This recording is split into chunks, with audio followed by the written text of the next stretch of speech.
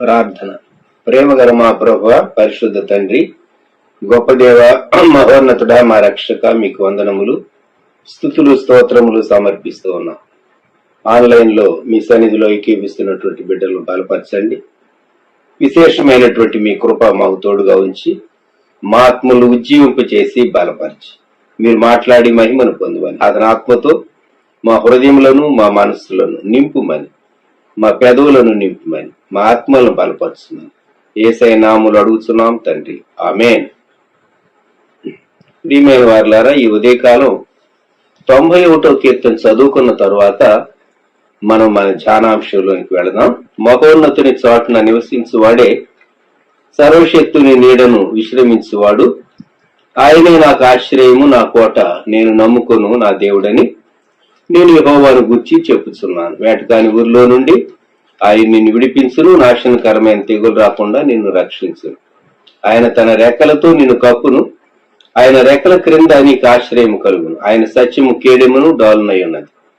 రాత్రి వేళ కలుగు భయమునకైను, పగటి వేళ ఎగురు బాణమునకైను, చీకట్లో సంచరించు తెగులకైను, మధ్యాహ్నం మందు పాడు చేయు రోగమునకైను నీవు భయపడకుందు. నీ ప్రక్కను 1000 మంది పడినను, నీ కుడి ప్రక్కన 10,000 మంది కూలినను అపాయము నీ ఎత్తుకురాదు.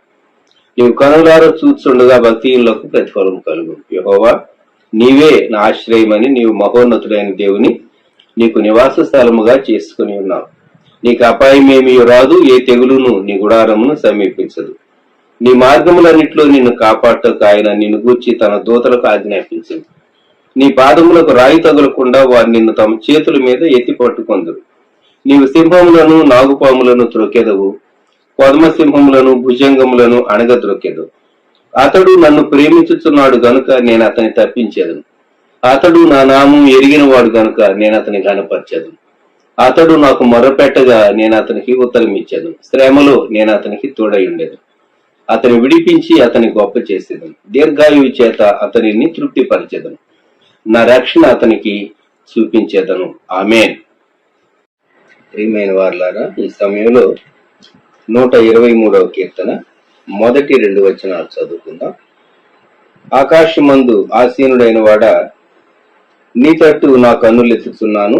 దాసుల కన్నులు తమ యజమాని చేతట్టును, దాసి కన్నులు తన యజమానురాలి చేతట్టును చూసినట్లు మన దేవుడైన యెహోవా మనల్ని కరుణించు వరకు మన కన్నులు ఆయన తట్టు చూస్తూ ఉన్నవి. ప్రార్థన. ప్రేమ గల మా తండ్రి, పరిశుద్ధ ప్రభువా, మీకు వందనములు, స్తుతులు చెల్లిస్తున్నా. ఈ సమయంలో తండ్రి ధ్యానంలో పాలు పొందేటటువంటి మీ బిడ్డలను దీవించి మీ వాక్య భాగములు మా అందరి కొరకు ఆశీర్వదించును, మమ్మల్ని బలపరచుమని యేసుక్రీస్తు ప్రభువా నామములో ప్రార్థిస్తున్నాం తండ్రి, ఆమేన్. ఇశ్రాయేలీయులు యాత్ర కీర్తనలు అనగా వారు యెరూషలేముకు యాత్ర చేసేటప్పుడు పాటలు పాడుకుంటూ మార్గాయాసం తెలియకుండా ఉండటానికి యాత్ర చేసేటటువంటి వారు. అటువంటి కీర్తనలే ఈ కీర్తనలు.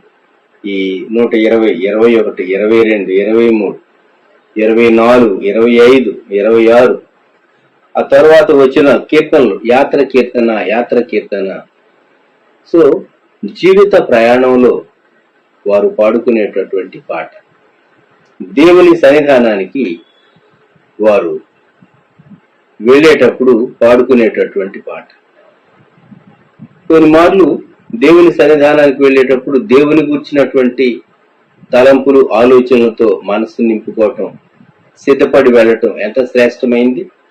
ఈ 123వ కీర్తనలో ప్రారంభం, ఆకాశమందు ఆసీనుడైన వాడా, నీ తట్టు నా కన్నులెత్తుచున్నాను. ఒక వ్యక్తి చెప్పిన మాటల వలె కనబడుతూ ఉన్నాయి.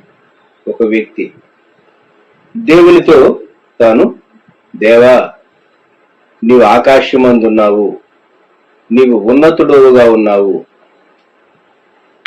నీవు ఆకాశం నీ సింహాసనంగా చేసుకున్నావు, నీవు పరిపాలన చేసేటటువంటి రాజుగా ఉన్నావు. అంతేకాదు నీకు మనవి చేసేటటువంటి వారికి నీవు దయచేసేటటువంటి వాడవు కనుక నీ తట్టు నా కన్నులు ఎత్తుచున్నాను. కొన్ని మార్లు ఎవరైనా ఏదైనా ఇబ్బందిలో ఉంటే మనకు సహాయం చేసేవారు ఎవరు అని వాళ్ళు ప్రముఖమైనటువంటి వ్యక్తుల గురించి ఆలోచిస్తారు, లేక ప్రాణ స్నేహితుల గురించి ఆలోచిస్తారు, బంధువులను గురించి ఆలోచిస్తారు, పరిచయస్తుల గురించి కూడా ఆలోచిస్తారు. ఎవరు సహాయం చేయగలరు అని చెప్పి మనుషుల తట్టు చూస్తూ ఉంటారు. నీ తట్టు నా కన్నులు ఎత్తుతున్నాను. ఈ సమయంలో మనము దేవుని తట్టు చూద్దామా? దేవా, మేము చాలా మార్లు లోకం తట్టు చూచాం, వ్యక్తుల తట్టు చూచాం, మా సమస్యల పరిష్కారం కొరకు మనుషుల తట్టు చూచాం. అయితే నీవు సర్వోన్నతుడు. కొన్ని మార్లు హెల్ప్ ప్రతి హ్యూమన్ సోర్స్ నుండి ఫెయిల్ అయినప్పుడు మనం అల్టిమేట్ గా ఆకాశం వైపు, దేవుని వైపు కన్నులెత్తవలసిన వారమై ఉన్నారు. లార్డ్, యు అలోన్, నీవు మాత్రమే దీన్ని చేయగలవు, నీవు మాత్రమే సహాయం చేయగలవు. మన జీవితంలో దేవుని పైన మనం ఎంత ఆధారపడుతూ ఉన్నాము అనేది సూచిస్తూ ఉన్నది. ఆయన పైన ఆధారపడటం, ఆయన తట్టు కన్నులెత్త. ఒక పోలిక, ఉపమానం చెప్పబడింది. దాసుల కన్నులు తమ యజమానుని చేతి తట్టును, దాసి కన్నులు తన యజమానురాలి చేతి. పూర్వకాలంలో పాత నిబంధనలో దాసురాండ్లు కొన్ని కొనబడిన వారుగా ఉండేవారు, యజమానురాలి యొక్క ఆస్తిగా ఉండేవారు. కొన్ని మార్లేమో సేవ చేసేవారుగా ఉండేవారు. రెండు విధాలుగా ఉండేటటువంటి వారు. వీరు మరి తమ యజమానుల తట్టు, యజమానురాలి తట్టు చూచేవారు. చూడటంలో కూడా చేతి తట్టు వారు సహాయం చేస్తారని ఆశగా కనిపెట్టుకునేటటువంటి వారు. అలాగూ మన దేవుడైన యెహోవా మనల్ని కరుణించు వరకు మన కనులు ఆయన తట్టు చూచు. కరుణించు వరకు అనే మాట ఉదయకాలం జ్ఞాపకం పెట్టుకుంది. ఎప్పటి వరకు, ఎంతకాలం వరకు? ఆయన కరుణించు వరకు. మన దేవుడైన యెహోవా మనలను కరుణించు వరకు. ఉదయకాలం మత్తయి సువార్త 15వ అధ్యాయం 21వ వచనం నుండి 28 వరకు నేను చదువుతాను, గమనించండి మీ బైబిల్స్ లో. Matthew chapter 15 from verse 21. యేసు అక్కడ నుండి బయలుదేరి తూరు సీదోనుల ప్రాంతములకు వెళ్ళగా, ఇదిగో ఆ ప్రాంతముల నుండి కనాను స్త్రీ ఒకటి వచ్చి, ప్రభువా, దావీదు కుమారుడా, నన్ను కరుణింపుము, నా కుమార్తె దయ్యం పట్టి బహు బాధపడుతున్నదని కేకలు వేశాను. అందుకు ఆయన ఆమెతో ఒక్క మాట అయినను చెప్పలేదు. అప్పుడు ఆయన శిష్యులు వచ్చి ఈమె మన వెంబడి వచ్చి కేకలు వేస్తున్నది గనుక ఈమెను పంపివేయమని ఆయనను వేడుకొనగా, ఆయన, ఇశ్రాయేలు ఇంటి వారై నశించిన గొర్రెల యొద్దకే గాని మరి ఎవరి యొద్దకును నేను పంపబడలేదని. ఆయనను ఆమె వచ్చి ఆయనకు మ్రొక్కి, ప్రభువా, నాకు సహాయం చేయమని అడిగాను. అందుకు ఆయన, పిల్లల రొట్టె తీసుకొని కుక్క పిల్లలకు వేయుట యుక్తము కాదని చెప్పగా, ఆమె, నిజమే ప్రభువా, కుక్క పిల్లలు కూడా తమ యజమానుల బల మీద నుండి పడు ముక్కలు తిన్ను గదా అని చెప్పాను. అందుకు యేసు, అమ్మ, నీ విశ్వాసము గొప్పది, నీవు కోరినట్టే నీకు అవునుగాక అని ఆమెతో చెప్పాను. ఆ గడియలోనే ఆమె కుమార్తె స్వస్థత నొందింది. దేవుడు శరీరధారిగా యేసుక్రీస్తు ప్రభు పేరుతో భూమి మీద సంచరించినటువంటి కాలంలో ఆయన యెరూషలేము ప్రాంతాల్లో, అనగా ఇశ్రాయేల్ దేశంలో ఆయన సంచరించారు. ఆ ప్రక్కన ఉన్నటువంటి తూరు సీదోను ప్రాంతాలు కూడా ఆయన దర్శించాడు అని మనకు అర్థమవుతుంది. ఈ తూరు సీదోన్లు అన్యులు నివసించేటటువంటి ప్రాంతాలు. మత్తయి సువార్త 15వ అధ్యాయం 21వ వచనం. యేసు అక్కడి నుండి బయలుదేరి తూరు సీదోనుల ప్రాంతములకు వెళ్ళగా, ఆ తూరు సీదోనుల ప్రాంతాల్లో ఉండేటటువంటి వారు ఎవరు అంటే యూదులు కాదు, యూదేతరులు, కనానీయులు అని చెప్పాలి. అందుకే 22వ వచనంలో కనాను స్త్రీ ఒక ఆమె యేసుక్రీస్తు ప్రభు దగ్గరకు వచ్చింది. ఈ కనాను స్త్రీ ఏమని యేసుక్రీస్తు ప్రభు ఎదుట ఒక పిటిషన్ పెట్టిందో చూడండి. యూదురాలు కాదు, మీరు యేసు ప్రభు యూదుడు, నేను యూదురాల్ని, కనుక యేసు ప్రభు నాకు సహాయం చేయమని అడగటానికి. కానీ ఈమె ప్రభువా, దావీదు కుమారుడా, నన్ను కరుణింపుము అనేటటువంటి మనవితో నా కుమార్తె దయ్యం పట్టి బహు బాధపడుతున్నదని కేకలు వేశాను. అంటే ఆమె యేసుక్రీస్తు ప్రభు దగ్గరకు రావటానికి ఆమెకి యాక్సెసిబిలిటీ లేదు. యేసుక్రీస్తు ప్రభు చుట్టూ విస్తారమైనటువంటి ప్రజలు గుంపులు ఉండేవారు. ఆయన మాటలు వినటానికి, ఆయన వాళ్ళ స్వస్థత పొందటానికి, ఆయనను చూడటానికి ప్రజలు గుంపులుగా ఆయన ఎక్కడికి సంచరిస్తూ ఉన్నా వచ్చేటటువంటి వారు. అందువలన తన స్వరము ఆయనకు వినబడితే ఆయన కరుణిస్తాడని ప్రభువా, దావీదు కుమారుడా అన్నది. యేసుక్రీస్తు ప్రభు దావీదు కుమారుడు, ఆయన దావీదు వంశంలో నుండి వచ్చాడు అనేటటువంటి మాట తండ్రి అయినటువంటి దేవుడు దావీదు సింహాసనాన్ని యేసుక్రీస్తు ప్రభు వారికి ఇవ్వబోతున్నాడని పండితులు గ్రహించలేకపోయారు. ఒక స్త్రీ ప్రభువా, దావీదు కుమారుడా అని కేకలు వేస్తూ ఉన్నది. చూడండి ఎంత చక్కని అవగాహన ఈమెకు. దావీదు రాజు, పాత నిబంధన కాలంలో గొప్ప రాజు దావీదు. యూదులను ఒక జనాంగంగా రూపొందించట్లో, ఒక రాజ్యంగా నిర్మాణం చేయటంలో దేవుడు బహు అద్భుతమైన రీతిగా దావీదును వాడుకున్నాడు. కనుక అటువంటి దావీదు వంశములో నుండి వచ్చినటువంటి ఈ కుమారుడు, దావీదు కుమారుడు ప్రభువైనటువంటి యేసుక్రీస్తు వారు. దావీదు అనేక మందికి సహాయం చేశాడు. దావీదు కుమారుడా, నన్ను కరుణించు అని మరి యేసుక్రీస్తు ప్రభు యొక్క పితరుని పేరెత్తి దావీదు కుమారుడా అని కేక వేస్తున్నాడు. యేసుక్రీస్తు ప్రభు వారు అబ్రహాము కుమారుడగు దావీదు కుమారుడైన యేసుక్రీస్తు ప్రభు వంశావళి అని మత్తయి ప్రారంభించాడు. అబ్రహాము కుమారుడగు దావీదు కుమారుడైన యేసుక్రీస్తు వంశావళి మొదటి అధ్యాయంలోనే. మరియ భర్త అయిన యేసేపు దావీదు వంశంలో నుండి వచ్చిన వాడు గనుక యేసుక్రీస్తు ప్రభువుకు దావీదు కుమారుడు అనేటటువంటి పేరు ఉచితమైనదే, తగినదే. రాజుగారి దగ్గరకు వచ్చి మనవి చేస్తుంది అని చెప్పాలి. ఒక విధంగా కొన్ని మార్లు కొంతమంది వ్యక్తుల సహాయానికి వెళ్ళినప్పుడు, అయ్యా మీ పూర్వీకులు వారు చాలా గొప్పవారు, జమీందారులు లేక రాజులు, ఫలాని వంశం వారు, ఎందరికో సహాయం చేసినటువంటి వారు అని వారి పూర్వీకులను గుర్తు చేసి సహాయం అడుగుతూ ఉంటారు. ఇక్కడ ఈ స్త్రీ అదే మెథడ్ ఫాలో అయింది. ఈమె కనానీయురాలు, ఒక అన్యురాలు. యూదులలో అనేకులకు లేనటువంటి గ్రహింపు ఒక అన్యురాలికి వచ్చింది. పురుషులకు లేనటువంటి గ్రహింపు ఒక స్త్రీకి వచ్చింది. ఆ స్త్రీ సమస్య, కుమార్తె దయ్యము పట్టి బహు బాధపడుతున్నది. బహుశా కుటుంబంలో భర్త లేడేమో, లేక ఉన్నా ఒకవేళ ఆ భర్త తాను ఈమెకున్నటువంటి నమ్మకం ఆ భర్త కలుగలేదేమో తెలియదు. కానీ ఈ స్త్రీ బయలుదేరి వచ్చింది. ఈమె చొరవ తీసుకున్నది. తన కుమార్తెకి ఎంతో మెడికల్ గా ఆమె సర్వీస్ డాక్టర్ల చేత, వైద్యుల చేత చేయించి ఉంటుంది.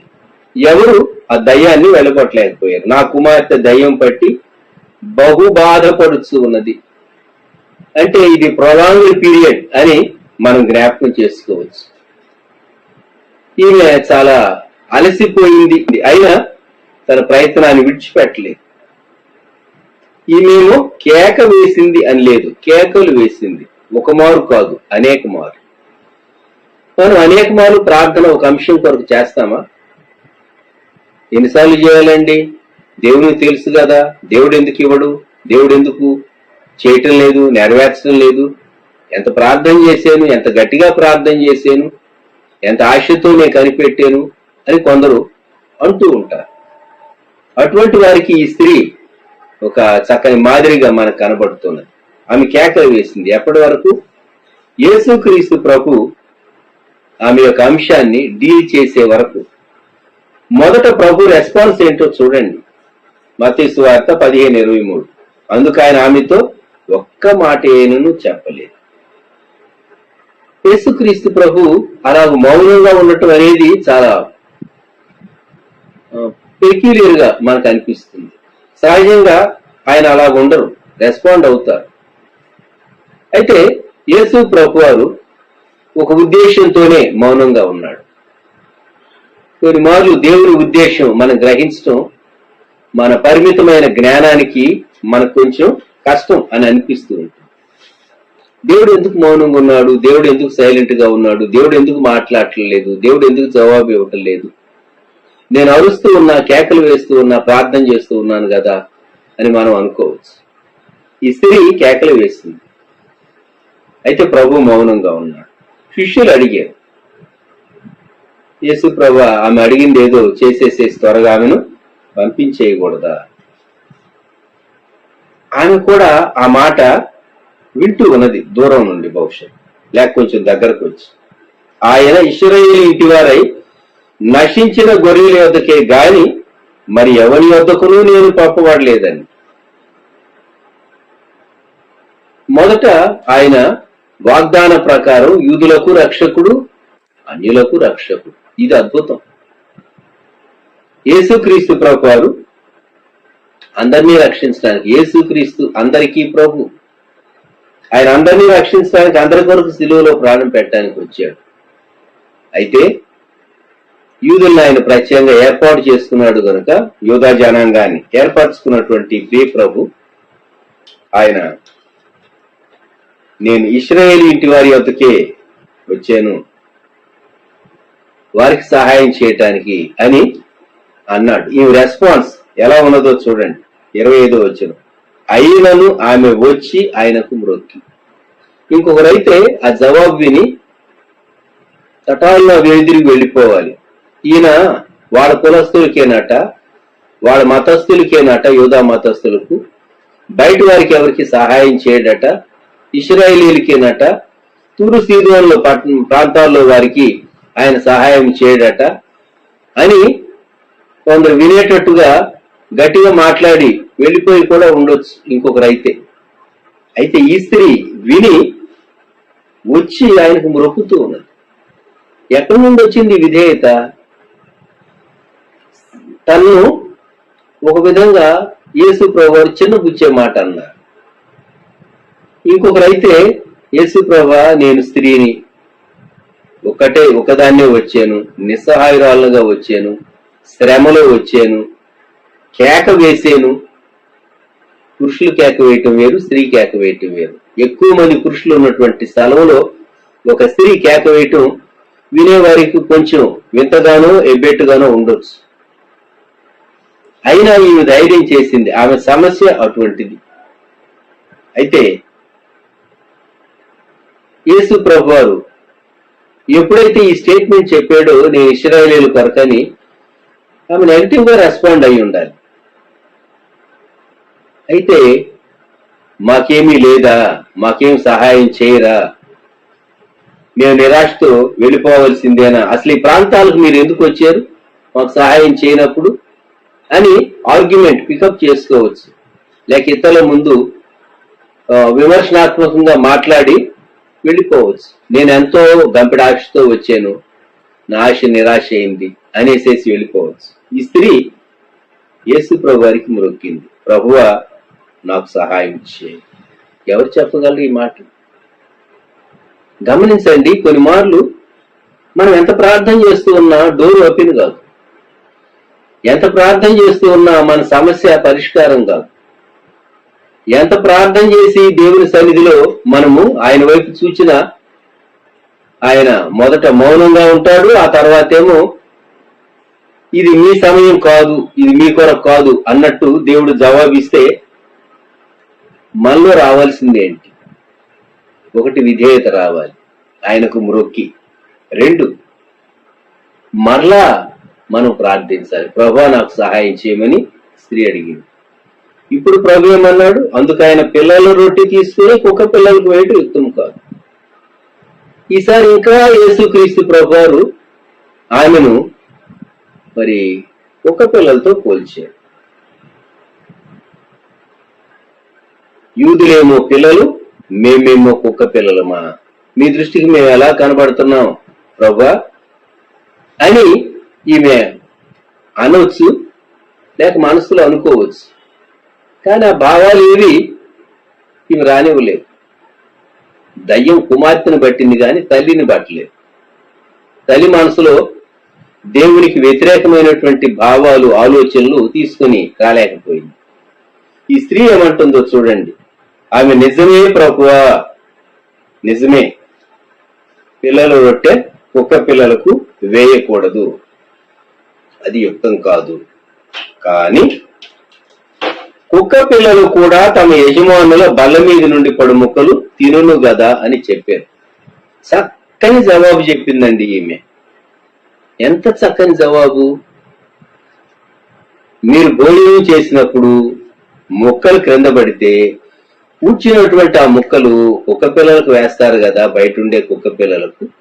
కుక్క పిల్లలు ప్రియంగా వాటిని తింటాయి. అలాగే ప్రభా, మరి కుక్క పిల్లలు కూడా ముక్కలు, రొట్టె ముక్కలు తింటాయి కదా, మమ్మల్ని అలాగే అనుకో, నాకు సహాయం చేయి అని ఎప్పుడైతే అన్నదో 28వ వచనం. అందుకు యేసు, అమ్మ నీ విశ్వాసము గొప్పది. ఇంగ్లీష్ లో ఉమన్ అని ఉంటుంది. ఓ స్త్రీ, నీ విశ్వాసము గొప్పది. ఆమె ఎటువంటి నమ్మకంతో ప్రభు దగ్గరకు వచ్చిందో అది ప్రభు రుజువు పరచాలనుకున్నాడు. ఒక విధంగా ప్రభు ఆమెను తగ్గించినట్టుగా కనబడుతూ ఉన్నది, కానీ ప్రభు ఆమె యొక్క విశ్వాసాన్ని బయటకు తెచ్చి ఆమెకు గౌరవాన్ని అధికం చేశాడు. నీ విశ్వాసం గొప్పది, నీవు కోరినట్టే నీకు అవునుగాకని ఆమెతో చెప్పాను. ఆ గడియలోనే ఆమె కుమార్తె స్వస్థనుంది. ఆ గడియలోనే ఎలాగ అర్థమైంది? యేసు ప్రభు ఈ మాట చెప్పిన తర్వాత ఆమె నమస్కారం చేసి ఉంటుంది, బయలుదేరి వెళ్ళి ఉంటుంది. ఆమె అక్కడ నుండి బయలుదేరి వెళ్ళటానికి సమయం ఎంత పట్టిందో, అరగంట పట్టిందా, గంట పట్టిందా, గంటన్నర పట్టిందా, 2 గంటలు పట్టిందా? సమీపం నుండి, ఆ ప్రాంతం నుండి వెళ్ళిన తర్వాత తన కుమార్తె దగ్గర ఎవరినో ఉంచి వచ్చి ఉంటుంది. తన కుమార్తె చాలా సోబర్గా, చాలా ఆరోగ్యకరంగా, ముఖంలో తేడా కనబడుతూ ఉంటుంది. తన కుమార్తె యవనస్తురాలు అయి ఉండాలి. బాగుపడ్డట్టుగా ముఖం చూడగానే అర్థమైపోయి ఉంటుంది. ఎవరి కేర్కైతే అప్పగించారో వారిని అడిగి ఉండాలి, ఏమని, ఎప్పుడు ఈమె బాగయింది, ఎప్పుడు ఈమెకు ఆరోగ్యం కలిగింది అని అన్నప్పుడు, ఏ గడిలోనైతే యేసుక్రీస్తు ప్రభువారు నీ కుమార్తె స్వస్థత పొందింది అని చెప్పాడో ఆ సమయంలోనే అని తనకు అర్థమైంది. నీవు కోరినట్టే నీకు అవునుగాక. ప్రభు చెప్పినటువంటి సమయం, కుమార్తె ఇక్కడ బాగుపడినటువంటి సమయం టాలీ చేసుకుంటే సరిపోయింది. ఈ ఉదయకాలం మనం జ్ఞాపకం చేసుకోగలిగేటటువంటి మాట, మన ప్రభు మన సమస్య సరిచేయటానికి, మన కుటుంబీకుల యొక్క సమస్య సరిచేయటానికి ఆయన ఇష్టం కలిగి ఉన్నాడు. అయితే ఆయన ఒక చిన్న పరీక్ష పెడతాడు మనకు. ఈ స్త్రీకి పరీక్ష పెట్టినప్పుడు పరీక్షలో ఆమె పాస్ అయింది. ఆమెలో ఎటువంటి నమ్మకం, ఎటువంటి విశ్వాసం ఉన్నదో దేవుని పట్ల, వదలని సడలని విశ్వాసం. ఒకవేళ చిన్నబుచ్చినా కూడాను ఆమె ఫీల్ కాకుండా ఆమె అదే విశ్వాసాన్ని కనుగరిచింది తన మనవి నెరవేరే వరకు. అటువంటి విశ్వాసంతో ఈ ఉదయకాలం మనం ప్రభు వైపు చూద్దామా? దేవా, ఈ పరిస్థితులన్నిట్లో నుండి, ఈ సమస్యలన్నిట్లో నుండి, ఈ కష్టాలన్నిట్లో నుండి, ఇబ్బందులన్నిట్లో నుండి, ఇరుకుల్లో నుండి, వ్యాధుల్లో నుండి, బాధల్లో నుండి, దేవా నీవు మాకు సహాయం చేయాలి. నీవు తప్ప మేము ఎవరి దగ్గరికి వెళ్ళగలం. ఆకాశం మందు ఆసీనుడైన వాడా, నీ తట్టు నా కన్నులెత్తు ఉన్నానని కీర్తనకారుడు 123లో చెప్పినటువంటి మాట మనం జ్ఞాపకం చేసుకుందాం. దయచేసి తలలు ఉంచుదాం, ప్రార్థన చేసుకుందాం. ప్రేమ గల మా తండ్రి, పరిశుద్ధ ప్రభువా, గొప్ప రక్షక మా దేవ, మీకు వందనములు, స్తోత్రము. ఈ సమయంలో మేము అనేక మనవులు కలిగి ఉన్నాం, నెరవేర్చబడవలసినటువంటి అనేక అంశములు కలిగి ఉన్నాం. గాని దాని కొరకైన చాలినంత విశ్వాసం మా అంతరంగంలో ఉన్నదో లేదో మేము చూసుకోవటానికి కృప దయచేయండి. మా అంశము నెరవేరే వరకు పట్టు విడువక ఆశతో మీ చేతి తట్టు, మీ నోటి మాట తట్టు, మీ వాక్యం తట్టు, మీ వాగ్దానం తట్టు, దేవా మీ కనికరం తట్టు, మీరు చేయి చాపునట్లుగా, మీరు మాట సెలవిచ్చినట్లుగా మీ తట్టు మేము చూడగలిగేటటువంటి కృప ఆ కణాను స్త్రీ ఎలాగైతే పొందగలిగిందో అలాగ తండ్రి మేము మీ నుండి పొందుటకు నీ కృప మాకు తోడుగా ఉంచండి. మా విశ్వాసాన్ని అధికం చేయండి, మా పట్టుదలను అధికం చేయండి, మా ప్రార్థనను అధికం చేయండి. మీరుతో మమ్మల్ని మేము తగ్గించుకోవటానికి ఆమె ఎలాగైతే కేకలు వేసిందో అలాగ మా జీవితంలో మేము మానక మీ సన్నిధిలో ప్రార్థన చేయడానికి కృప దయచేయండి. ఉదయకాలం ఛానల్లో వీక్షించేటటువంటి మీ బిడ్డలను, వారి కుటుంబాలను దీవించి బలపరచండి. తోడైండి, మహిమను పొందండి. యేసుక్రీస్తు ప్రభు వారి శ్రేష్టమైన నామంలో ప్రార్థించి స్తుతించి అడుగుతున్నాము తండ్రి, ఆమేన్.